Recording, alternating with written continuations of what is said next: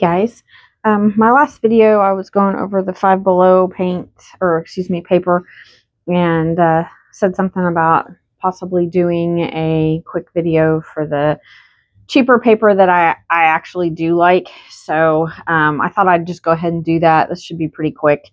I've got a few here that I actually do still use and do like. So I just wanted to bring those up. A lot of people like the Canson XL paper.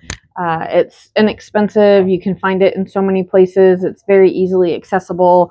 I'm not a huge fan of that paper. I like some of these a little better, but it's, it's kind of one of those papers that, because of the cost and the availability, it's not a bad option.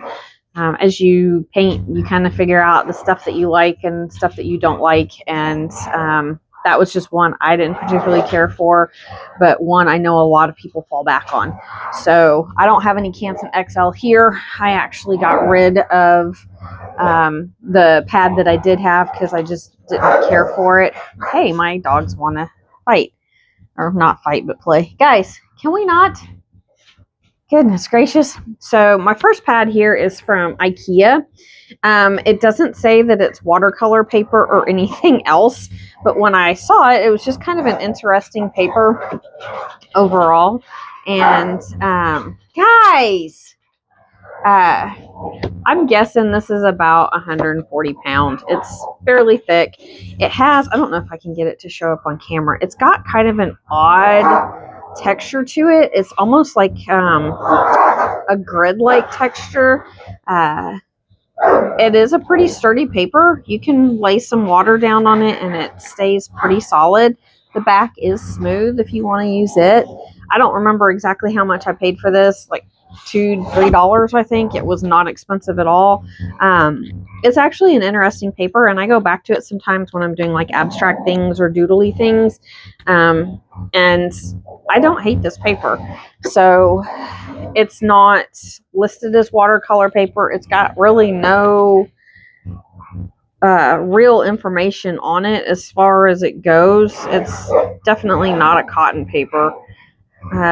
But there's no like pounds or GSM or anything on it. But again, kind of an interesting paper. It's not something I would use all the time.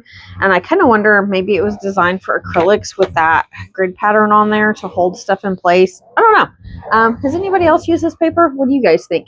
Because it's definitely an interesting kind of paper. So one that I had, hold on. Let me deal with the dogs. All right, let's try that again. Dogs apparently decided now is the time to play very obnoxiously. This Grumbacher you can get in a lot of places. I think I snagged mine from Walmart. So it says 300 GSM, 140 pounds. It's not. I do like the spiral bound book, and I do like the fact you can take stuff out of it easily. I did some painting in it. Didn't really care for it, but it was a good doodle paper for me. So, and I also used it when I was trying to figure out quotes and stuff that I was using on a painting I was doing, and I also just laid down the color that the ink was going to be going over so I could see how well it showed up. Again, cheap paper. Now, I did have another pad of this that was a bound pad, and I feel like the paper in it was a little better. It says it's the same, but it really didn't feel the same. So, like I said, I use this more as a doodle book, or, to do stuff like the writing and stuff. But, again, easily available and not expensive. I did buy some of the Amazon Basics watercolor paper. It is a pretty thick paper. It does actually feel like it's 140 pound, 300 GSM. It's not bad paper. I actually do like this paper. It is obviously a cellulose paper. It's not cotton paper. It holds up well. It's not a bad paper, and it's not super expensive as well. You can see I've actually used quite a bit of it here. Worth looking into. I know a lot of us are trying to get away from Amazon stuff, but it's not an awful paper as far as, you know, cellulose papers go. As long as you understand that your cellulose papers are not the same as your cotton papers, then, you know, your expectations are different, I think. So I have 2 different papers here from B Company. I'm going to use this jumbo pad first. They say they're the same paper. Again, they don't feel like they're the same paper. They do feel like there's a little bit of a difference in them. You know, this says Artist Studio Pad. The other one says Artist Quality. I don't know. I feel like they're a little different, but not enough to be a huge deal. 300 GSM, 140 pound. It feels a hair light on that. It does have a decent texture on it. Definitely cold press. I would not consider this a rough texture. Holds up fairly well. I have used this for a lot of different things. I use this a lot of times for my swatch cards. I actually did make some postcards out of it at one point, just when I was kind of playing around with those. I got this at Walmart. I can't remember how much it was, but again, not super expensive. So, and a lot of pages in it. 9x12 is kind of my go-to size for most things, to be honest. Like my base size. And so I'm always happy when I see that size. But the texture is nice on it. It's cellulose. It's not going to hold water quite as well as a cotton paper, but it's not a bad paper. And like I said, I do still use it a fair bit. You know, I use a lot of this stuff when I'm just practicing, or I've got kind of an idea I want to, I guess, paint out before I do it permanent or do it for real kind of thing. So, and then my other one, and this one I feel like is a little better quality. I don't think it's quite the same line. This is, yeah, because this is the Aqua Bee paper. So it does feel a little heavier. It's still not super heavy. It still is, would still question if it's actually 140 pound. I always like the spiral bound, and of course this is perforated. You can see that I actually had a fair bit of water on here just by how the paint's moved. I got a little bit of buckling, but not a whole lot. So, you know, again, not a bad paper.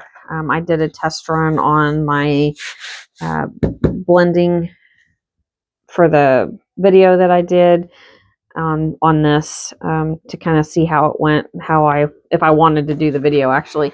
But this is not a bad paper. I can't remember. I think I actually did find this at Walmart eventually. I had kind of looked at it at Blick and some of the other places and wanted to snag it, and then stumbled across it at Walmart, I believe, if I remember correctly. So this B Paper Company, I actually like their paper. Again, it is cellulose paper. It is not perfect paper, but it's not a bad paper, especially if you don't want to spend all that money. And I think, is it a little, I think it may be a hair cheaper than the Canson XL. And I think it's a better quality paper in my personal opinion.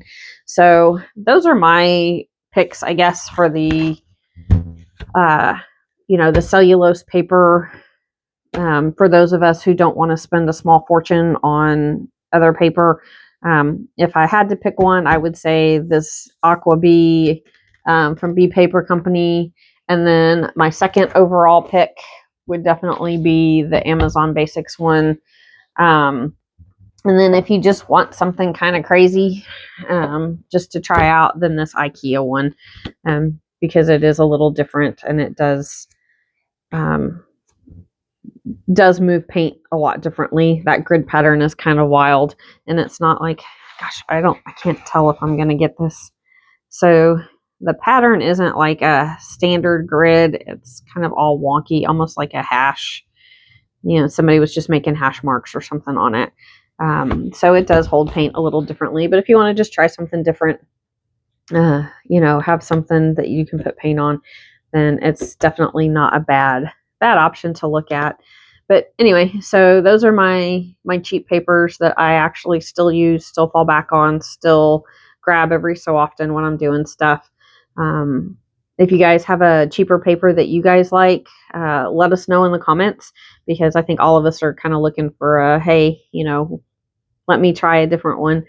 And especially when you can find some that's a little more inexpensive. Who doesn't want that?